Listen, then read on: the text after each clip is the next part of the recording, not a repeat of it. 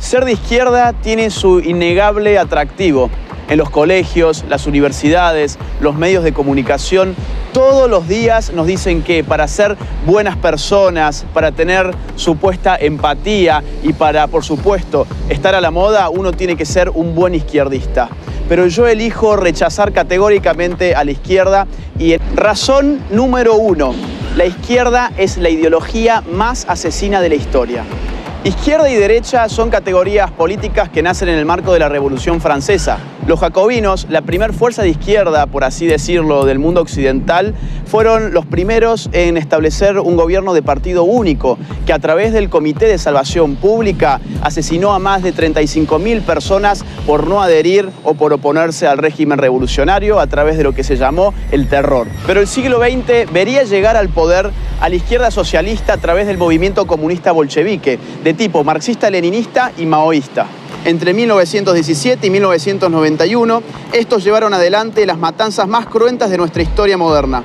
Aunque a menudo se procure ocultar esta realidad, inauguraron en el mundo la utilización de los llamados campos de concentración para la represión ideológica masiva, donde mediante deportaciones en masa de población se lograba una esclavitud general mediante una red de instalaciones de trabajo forzado. Estos son los números de asesinatos que solamente durante el siglo XX la izquierda cometió. Unión Soviética, 20 millones de muertos, China, 65 millones de muertos, Vietnam, 1 millón de muertos, Corea del Norte, 2 millones de muertos, Camboya, 2 millones de muertos, Europa Oriental, 1 millón de muertos, América Latina, 150.000 muertos, África, 1.700.000 muertos, Afganistán, 1.500.000 muertos. Todo esto solamente contando los casos del comunismo en el poder, es decir, sin contar los muertos en manos de organizaciones terroristas y guerrilleras de izquierda a lo largo y ancho del mundo. Por ejemplo, sin contar los más de 21.600 atentados que cometieron Montoneros y ERP en la Argentina. Por ejemplo, sin contar los más de 12.500 muertos que se llevó el Sendero Luminoso en el Perú.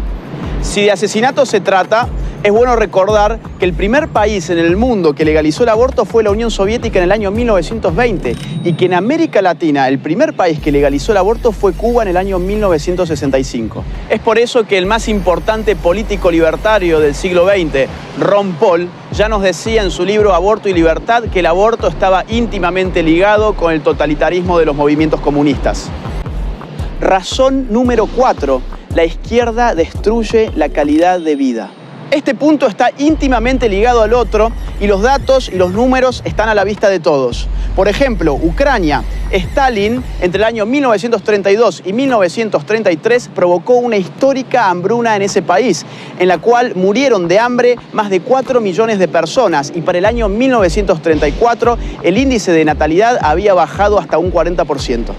Miremos si no el caso chino. Con el régimen totalitario implementado por Mao Zedong, la tasa de pobreza era de un 80%, pero con las reformas de mercado del año 1978 por Deng Xiaoping, ese número empezó a decaer y terminó siendo del 10%. Esto significa que, dejando atrás el socialismo a partir de las reformas de mercado, China logró sacar de la pobreza a más de 500 millones de personas. Veamos también lo que sucedió en Cuba.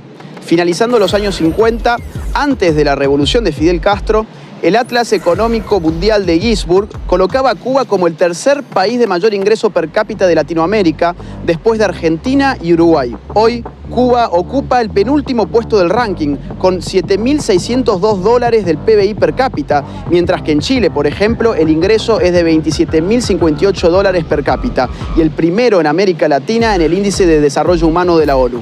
Y tenemos el caso venezolano frente a nuestras propias narices. El llamado socialismo del siglo XXI dejó en la pobreza a un 87% de su población. En el año 2017, por ejemplo, el 64.3% de los venezolanos bajó de peso un promedio de 11,4 kilogramos. Y el 76% de la población escolarizada hoy no concurre a clases por no tener alimentos en sus estómagos. La penuria también se puede medir por la emigración. 4 millones de venezolanos han abandonado Venezuela desde la instauración del chavismo. No importa que vivas bajo un océano de petróleo, la izquierda siempre empobrece a la gente. Y finalmente, razón número 5, la izquierda es la religión laica de los resentidos sociales. La frustración es una realidad psicológica de la cual nadie está a salvo. Es propio de la limitación humana no lograr aquello que nos proponemos en todos los casos. Siempre hay algo que no conseguimos ni podremos conseguir. El ser humano, por definición, es falible. Acá es donde la izquierda interviene, calmando la frustración y trastocándola por resentimiento. Lo que la izquierda te dice es, vos no tenés ninguna responsabilidad individual sobre tus actos. Vos sos una simple víctima más de un sistema esencialmente injusto que te llevó a fracasar. La izquierda le ofrece al resentido un alivio de tipo psicopolítico, construyéndole un enemigo abstracto en el cual poder depositar todas sus frustraciones. Llámese capitalismo, patriarcado, heteronormatividad, imperialismo, colonialismo o como ustedes quieran.